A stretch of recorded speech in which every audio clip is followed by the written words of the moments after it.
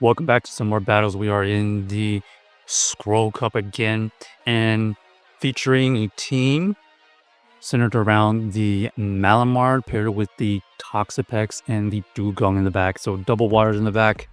And we're going to stay in for now because this Morpeko is actually triple good against our team.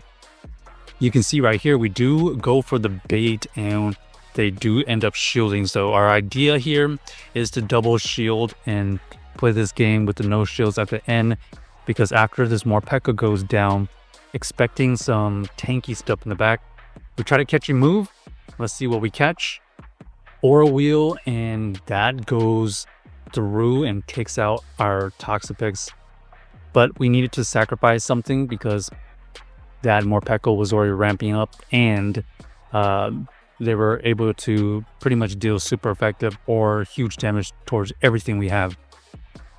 So Malamar unable to get the Gastro taken out. Our opponent does get the debuff with our Earth Power, and that's really unfortunate. Expecting a flyer in the back? Nope.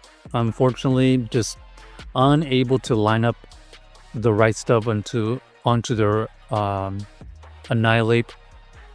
Annihilate honestly needed to be matched up with our Malamar, and Morpeko was just a huge problem. Here we're just going to go into our Dewgong immediately versus this Quagsire. Potential Stone Edge right there, so we did get baited. Icy Wind gets used and they're still staying in, so that actually might be good for us. Stone Edge is used finally. Now we can see we are going to apply the pressure. They only can get to this Mud Bomb. The Mud Bomb doesn't KO, and this allows us to get to this Icy Wind and takes them out. And now we get exactly what we want. Our Malamar onto their Toxapex. Most of the damage, okay, we do try to catch a move here. Most of the damage from that foul play puts this in range of a farm down, but here we go again. Another Morpeko in the back. This Morpeko is going to be pretty decent against our Toxapex. We do get a shield there, and that's really key because now we have a potential to win this game with the Malamar. Here, they're going to have to go for another move. We realized that they only had Psychic Fang energy, so we were able to win this game because they never built up to that Aura Wheel, and we can just go for back-to-back superpowers for the KO. So GG's for opponents able to wheel out of that terrible backline. Morpeko just is gonna take us out usually with that situation. Okay, Gastro here, we are only kind of neutral to this. Obviously, we don't want this onto our Toxapex. They do us a favor actually, and they switch out into their Pelipper. So they have a Gastro Pelipper core right now. They go for the Hurricane, and it's not enough to take out our tanky Toxapex. We want this Toxapex as low as possible, so we let all that energy go through. And we have already built up 2 brines. So these won't KO, but it will chip away at the Gastro so that we can farm down with something in the back. They got very minimal farm considering the situation. And here we're just going to have to let this go. Okay, so they go for the Body Slam, double Body Slam. And now we see another flyer. This flyer here is going to struggle against our Dewgong because we do have 2 shields and we have the potential to debuff them here.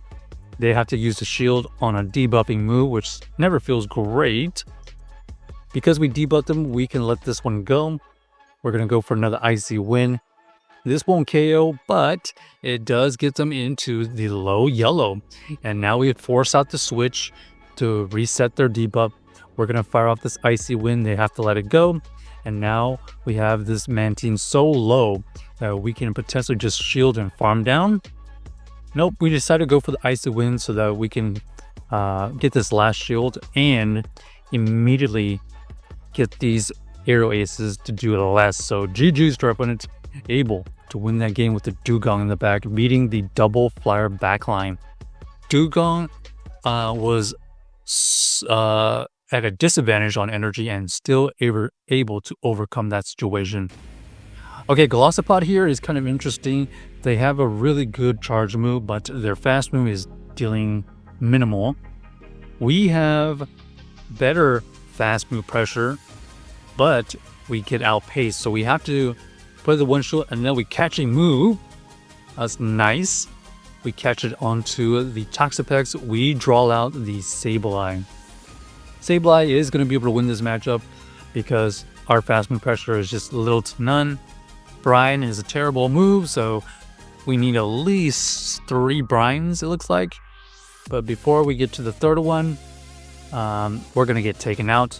This brine here doesn't KO, but we are not going to allow them to farm us down. We're going to go for this combo play and get this last shield. So they decide to shield.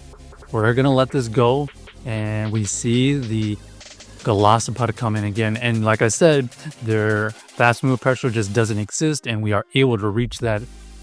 So now we have the perfect matchup. We need Dewgong onto their Guzzlord. The Guzzlord is stuck for now, so we got to make sure we throw on good timing.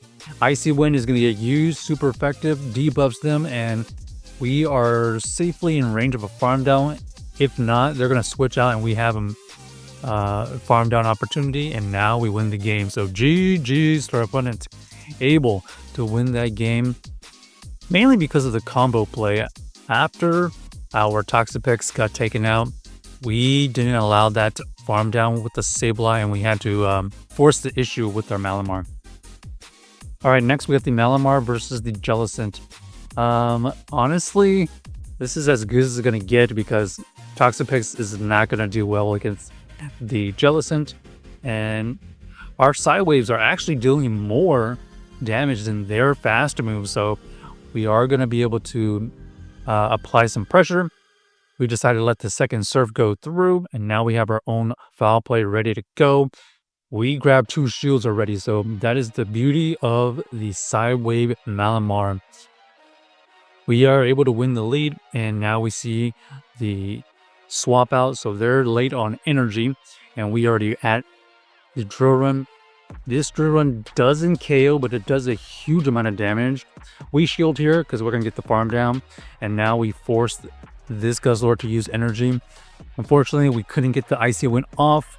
We don't survive that, but we did enough ice shard damage. I think our tanky Toxapex will be able to take it out with a sludge wave. Yeah, this is definitely going to be able to take them out. No matter what they throw, we're going to be able to survive. Dragon Claw does minimal damage, and we get to the sludge wave for the KO. So GG's to our opponent. Check out the team if you haven't already, and let us know if you enjoyed the video.